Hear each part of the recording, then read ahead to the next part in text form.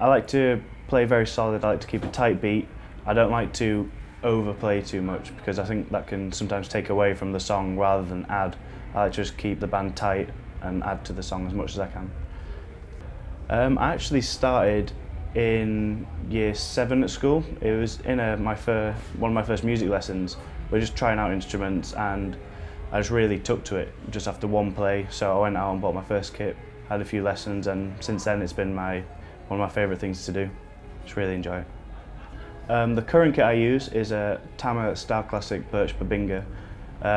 I chose this kit because I like the short stack toms. It's got really narrow toms on it, but they sound really, really beefy because the birch gives a nice deep sound while the Babinga brings loads of attack to it, and that's just the sound I like. And because of the depth of the toms, I can get them wherever I want them to be without the worry of like height or anything like that.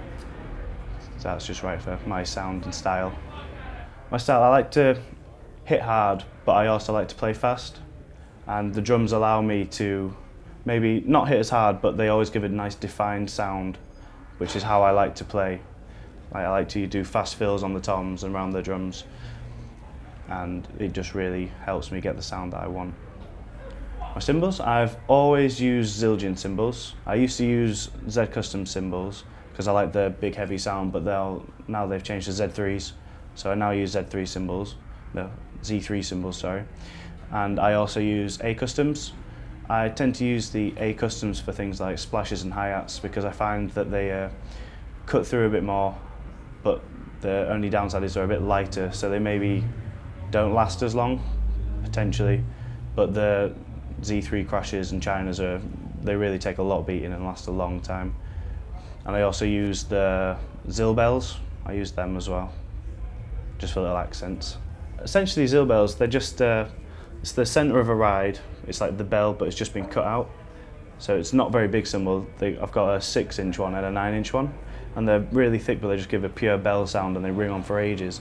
They're really nice to throw into like little fills where you go around the toms and like maybe like throw in the odd bell occasionally. They really work out good. It's not essential, but you do have to be able to play fast because like guitarists like to write crazy riffs, and you've got to make sure you can play what is needed.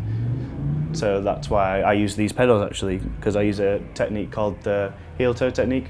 It allows me to do doubles with my feet, so I can play essentially faster with a bit more ease. These are the Axis longboard pedals. These are really useful because the board is extra long. You normally have the foot plate, which your heel would rest on, but with these you've got the extra room. So when you want to do the heel toe technique, which is essentially where the heel comes down first, you've got that extra room which a normal pedal wouldn't have. So that's the main reason I use those. One of my favourite drummers is Joey Jordison because he's the drummer for Slipknot, one of my favourite bands as I was growing up as a kid. I also take inspiration from a drummer called Thomas Lang. He's more of a session drummer, but he's just phenomenal at what he does, and I've got his DVDs and I watch him and get jealous and want to practice and become like him.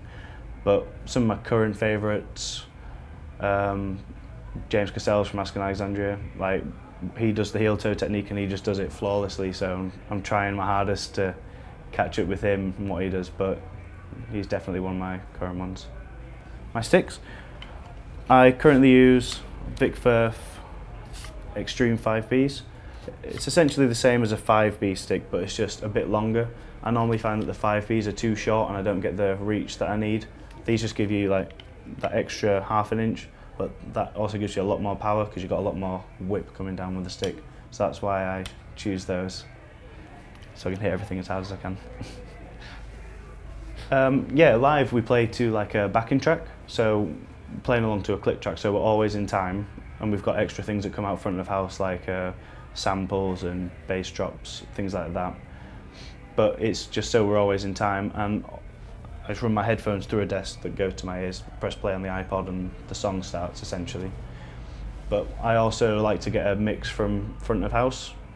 So normally you'd have a monitor on stage, but instead of a physical speaker, it's just playing in my headphones, which actually allows you to hear a lot more, and you can hear a lot more of what you're playing, so you know when you're playing bad.